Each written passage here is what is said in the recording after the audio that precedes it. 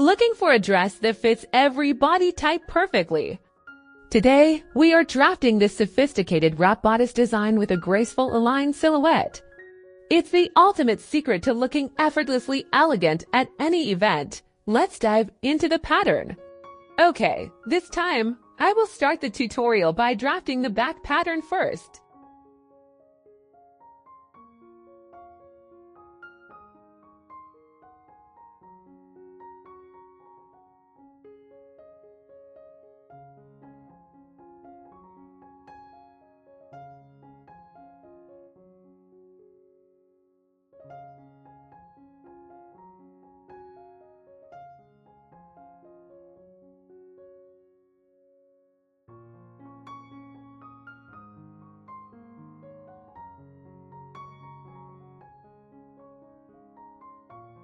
My dear friends, there is a technical detail regarding the closure of this garment.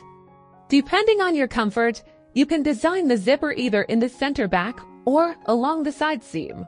Both methods are perfectly professional for this dress, and the choice depends on your preference for ease of wear.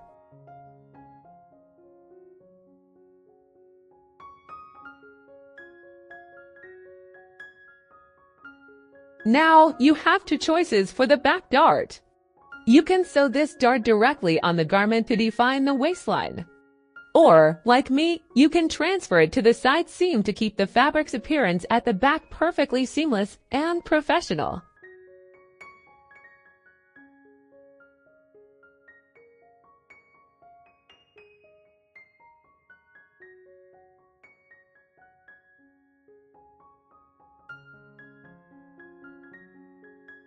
Guys, a professional tailor is known by the organization of their patterns. So don't forget to write all the details on each piece right away. Make sure to mark the grain line accurately so you don't get confused during layout and cutting, ensuring everything turns out perfect. This way, you can be confident that your work follows the right principles while you cut.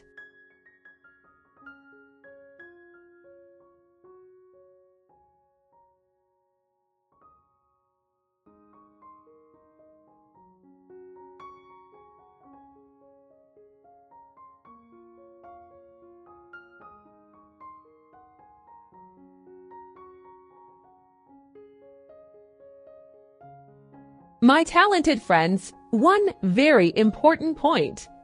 I always put all the useful information you need in the description.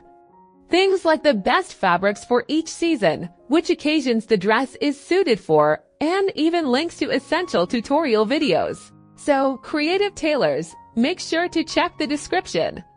To give me more energy to create even more exciting tutorials for you, be sure to leave a comment and show me you enjoy my work by hitting the like button.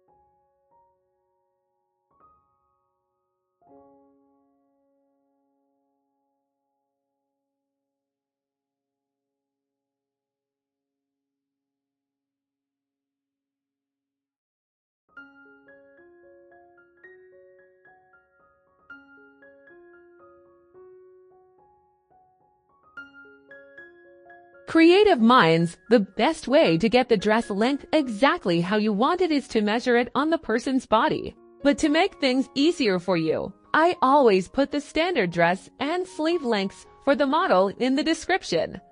So my fellow designers, don't forget to check there to get the right measurements.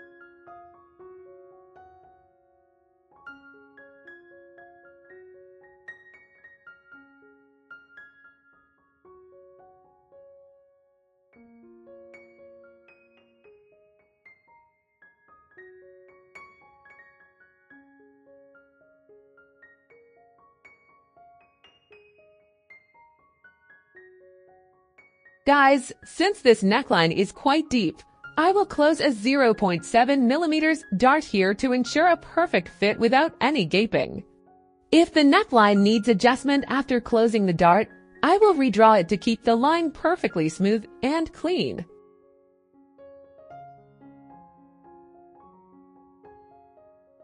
My talented friends, now it is time to draft the neckline break line. First, let me explain that the break line is exactly where the collar folds back. Since we are designing a shawl collar, this line is crucial as it defines the collar's main shape. So be precise in drafting it to ensure the collar sits exactly as intended. To start, extend the shoulder line slightly. Mark a point at 2 centimeters on this line. Now, connect this 2 centimeter mark to your neckline depth. In fact, the width of our collar is determined by this line. Now, place the back pattern's neck corner exactly on the front neck corner. Position the square ruler so its base sits on the front shoulder line with the back shoulder and at a 6 centimeter distance from the 90-degree angle. Now copy the CB line and the back neckline curve. Then you can set the back pattern aside.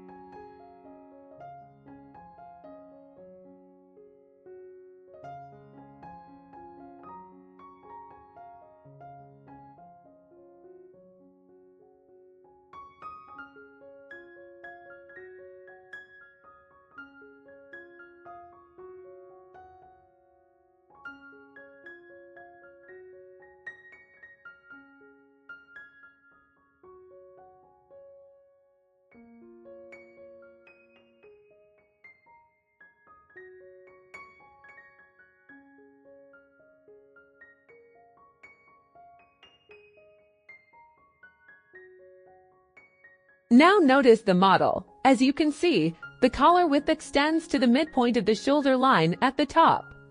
In this part, it gradually becomes narrower and finer towards the bottom. In the next step, when drafting the shawl curve, be sure to incorporate this width variation to ensure the final shape matches the original design. Now, to start the main design, I first draft the collar on the main bodice pattern.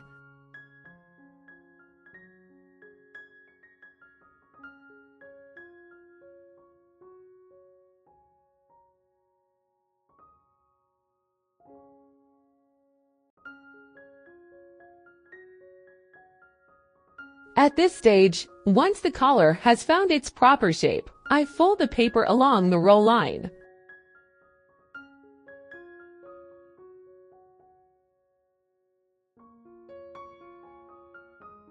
In the next step, if the design lines are visible through the paper, I simply trace them. If not, use a tracing wheel like I do to mark the lines so they transfer to the other side.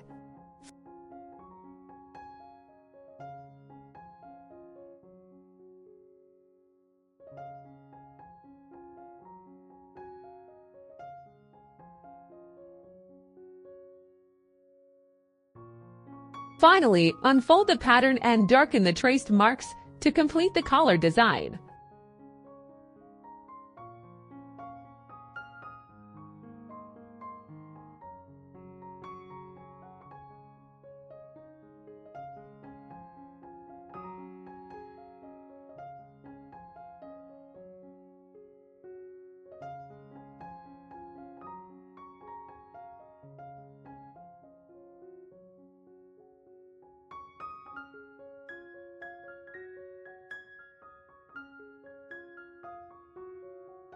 Now we need to mark the break line on the CB line. In this part, mark 3 centimeters for the break line. In the next step, draft the break line so the collar shape at the back of the neck is clearly defined.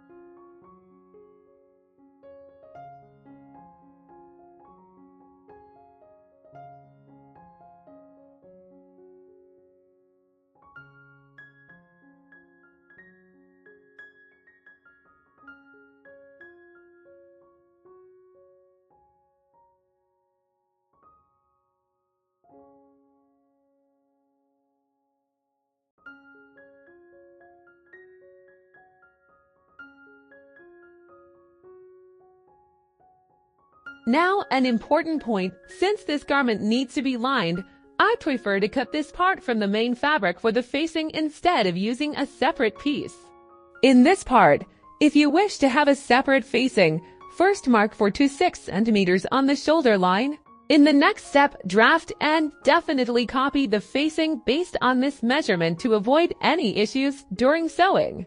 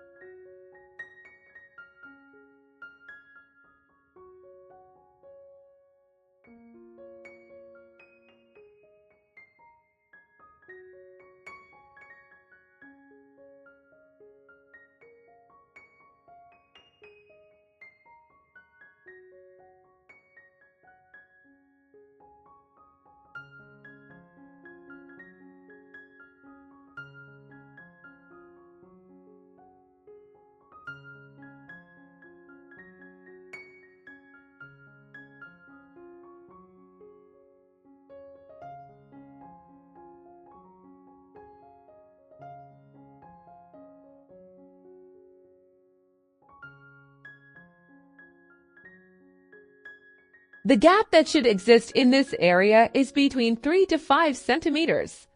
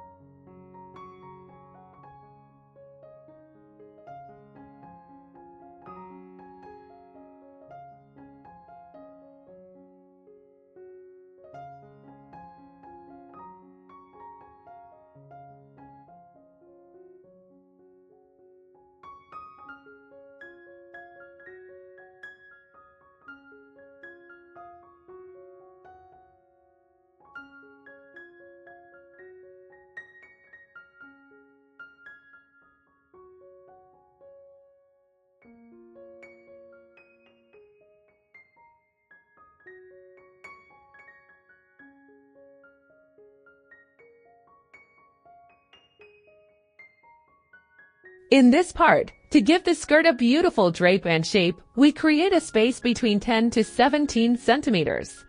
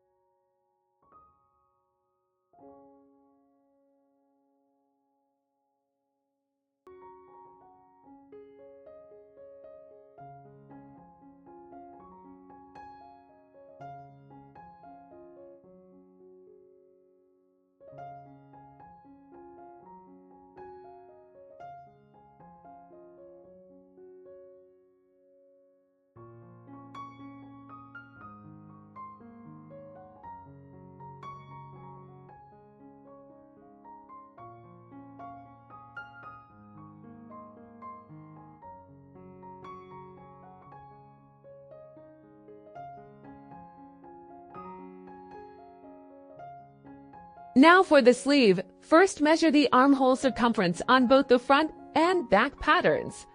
In this part, you must control the sleeve cap according to the sleeve drafting tutorials I previously gave you. In the next step, since my sleeve is slightly short, I will mark this amount directly on the sleeve cap and redraw it. Finally, this method adjusts the armhole measurement without changing the bicep width.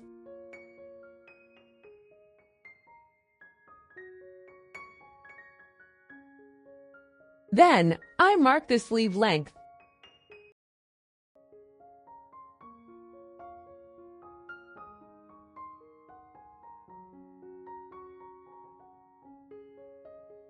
In this part, I measure the wrist circumference based on exactly where the sleeve length was marked on the arm. In the next step, I apply this measurement to the pattern to ensure the sleeve cuff fits the hand perfectly.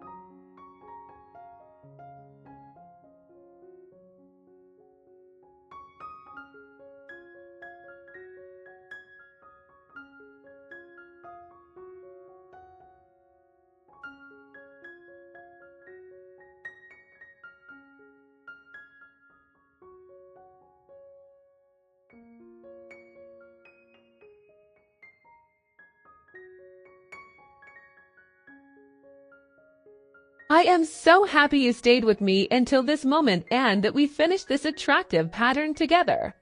Seeing the results of these precise designs truly gives me a great feeling, and I hope you enjoyed it just as much. Now, so I can continue this path with more energy and create more specialized tutorials for you, I ask that you please subscribe to the channel and support me with this action. Don't forget to hit the bell so you're notified as soon as I post the cutting and sewing video. Thank you for being here and for motivating me with your likes and comments.